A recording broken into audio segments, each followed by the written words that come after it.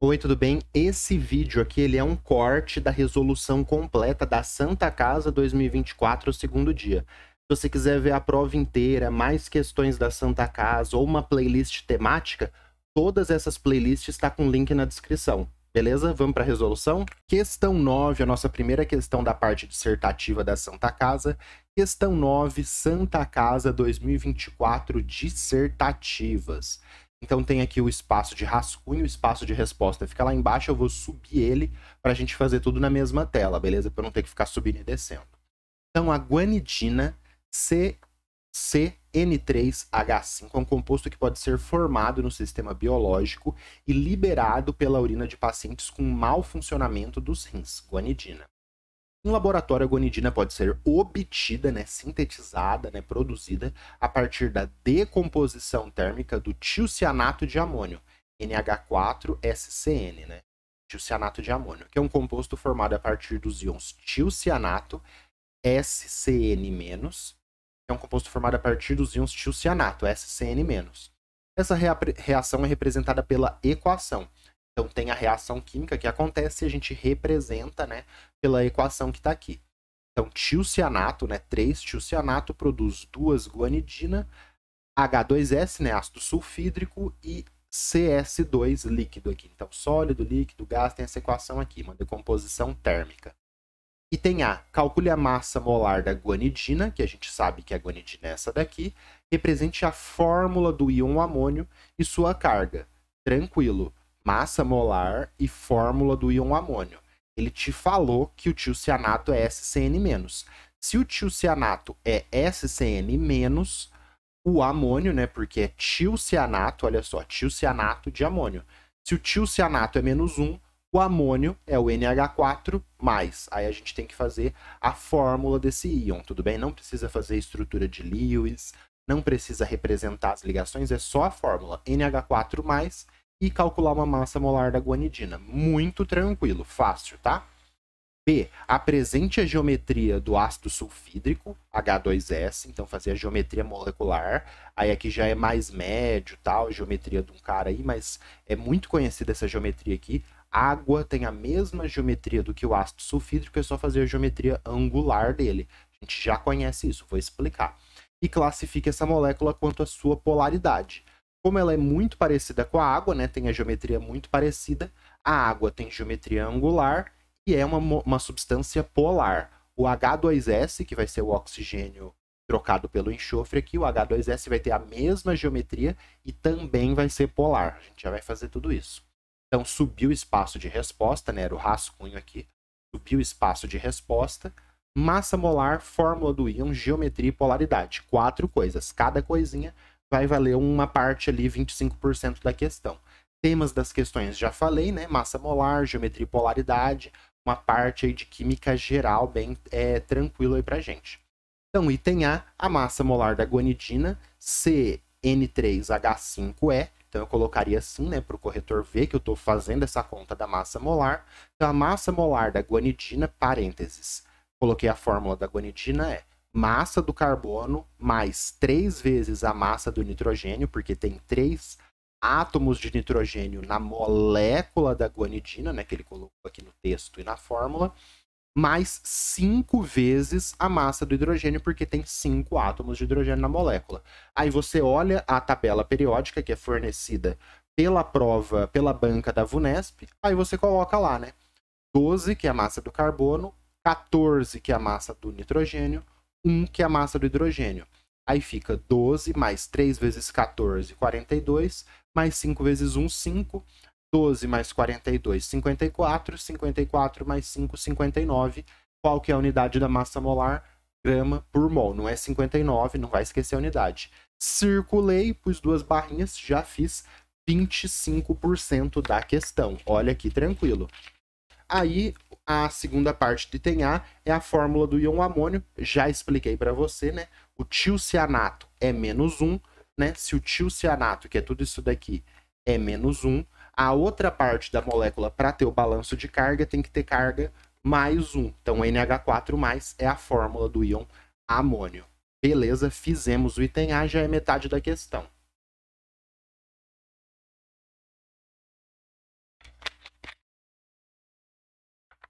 Beleza. Agora a gente vai para a parte B. Apresente a geometria molecular do H2S e classifique quanto à sua polaridade. A molécula H2S apresenta geometria angular. Então isso daqui, pessoal, a gente sabe até de cabeça. A gente já representa a água, né, como se fosse H, O, H, né, fazendo esse ângulo, coloca os pares de elétrons aqui, essa aqui é a estrutura de Lewis, e a gente já representa a água assim, né, não representa ela linear, para a gente já colocar na cabeça do estudante o quê? A água tem geometria angular. Por ter essa geometria angular, quando a gente for calcular o momento de dipolo da molécula, a gente sabe que ela é polar. No caso do H2S, o enxofre ele é da mesma família do que o oxigênio. Então, o enxofre também tem 6 elétrons na camada de valência. Quando for ter carga, também vai ter carga menos 2, igual ao oxigênio. Quando for fazer ligações químicas, também vai fazer 2 ligações químicas. E aí, o enxofre, você só substitui o enxofre, só substitui o oxigênio da molécula de água pelo enxofre. Então, a gente já sabe tudo do H2S. Então, geometria molecular angular e pode ser classificada como uma molécula polar, assim como a água. Aí eu vou fazer aqui do lado só a explicação da polaridade dessa molécula, igual a da água, para a gente estudar pela questão, tudo bem? Então a gente tem moléculas, por exemplo, apolares, e a distribuição dos elétrons, né, a soma dos momentos de dipolo dá zero. Aí, por exemplo, seria essa molécula aqui apolar. O momento de dipolo está bem aqui atrás da imagem da minha câmera, né? O momento de dipolo da molécula é zero. Tem um processo que chama polarização, que a gente pode estudar em outro momento, mas existem moléculas apolares e existem moléculas polares. Nas moléculas polares, o que vai acontecer? A gente vai ter uma região com maior densidade de carga e outra região com menor densidade de carga. Aí a gente representa essa densidade de carga de elétrons aqui concentradas com esse sigma menos, cobrinha menos, e a região positiva com sigma mais. Como tem uma diferença de distribuição dessa densidade de carga, uma região mais densa, uma região menos densa, vai ter um dipolo na molécula, e, por exemplo, essa daqui é uma molécula polar, que o momento de dipolo da molécula é diferente de zero. Tem uma região com maior densidade de carga, tá vendo? Tem um polo negativo e tem um polo positivo. Molécula polar, molécula apolar. O H2S vai acontecer isso com a molécula. A gente tem o enxofre, que está aqui em cima. O enxofre, essa região, no caso da água, no caso do enxofre, né, na H2O, no H2S, essa região vai ter uma densidade de carga negativa e aqui na região dos hidrogênios vai ter uma densidade de carga positiva. Por quê? Porque o enxofre ele é mais eletronegativo, ele vai atrair os elétrons da ligação química HS. Então, essa ligação é uma ligação polar. Então, aqui é o momento de dipolo da ligação. Essa ligação é polar e esta outra ligação é polar. Então, os elétrons dessa ligação estão mais próximos do enxofre, porque o enxofre é mais eletronegativo que o hidrogênio. E nessa outra ligação, a mesma coisa. E aí eu tenho essa ligação com polar para cima, essa ligação polar para cima. E aí o que vai acontecer? O momento de dipolo da molécula é a soma dos momentos de dipolo das ligações. Então, essa ligação, agora soma de vetores que você vê na física, vê na matemática, né? Eu tenho esse momento de dipolo, esse daqui, que é dessa ligação. Eu tenho este momento de dipolo, que é da outra ligação. Este vetor com este vetor, então essa soma de vetores, né?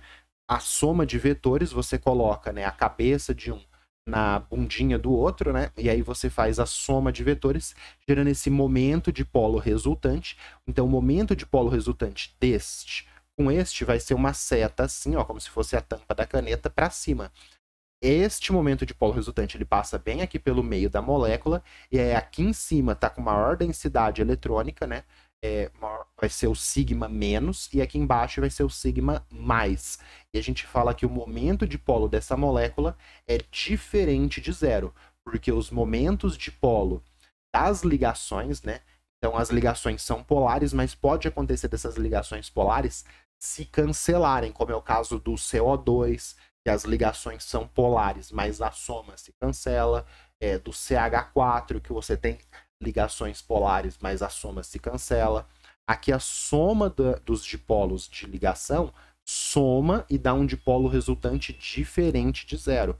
Por isso que essa molécula é polar, beleza? Isso aqui foi só um resumo, uma revisão para a gente estudar pela questão. Não era para você pôr isso na resposta, tá? Era só para você fazer a caixinha, representar que nem precisava, né? Apresente a geometria angular. Como ele falou, apresente a geometria angular, eu fiquei na dúvida se era só para você falar que a geometria era angular ou se era para você representar a molécula. Então esse é um probleminha que tem na prova da VUNESP. Às vezes ele fala, descreva a geometria molecular, apresente a geometria molecular. Fica dúbio ali se é para você fazer a molécula. Nessa dúvida, faça a molécula, deixa aqui, ó, geometria angular, fiz desse jeito mais simples, circulei e fechei. E às vezes tem isso, né? Determine, apresente, mostre a molécula de. Então tem diferentes jeitos de você pedir essa geometria molecular e você tem que tomar cuidado aí, beleza? Tá aqui a resposta, fechamos. Fizemos as 4 partes, as 2 partes do beta dentro dessa caixa aqui. Maravilha? Se você quiser ficar craque em geometria molecular, dá uma olhada nessa questão aqui da URCA, tá? Ela é bem mais avançada do que costuma perguntar nas provas da VUNESP, né? Mas se tiver uma questãozinha mais difícil na FAMERP, uma questãozinha mais difícil na FAMEMA sobre geometria, é legal você estudar essa questão aqui, tudo bem? Então ela é uma questão com dificuldade muito alta da URCA, Universidade Regional do Cariri, lá no Ceará. Dá uma olhada para você ficar craque em geometria. Aí você ficando craque em geometria, você vai ficar craque em polaridade, né? Porque para entender a polaridade tem que entender a geometria antes. Beleza? Vamos pro próximo?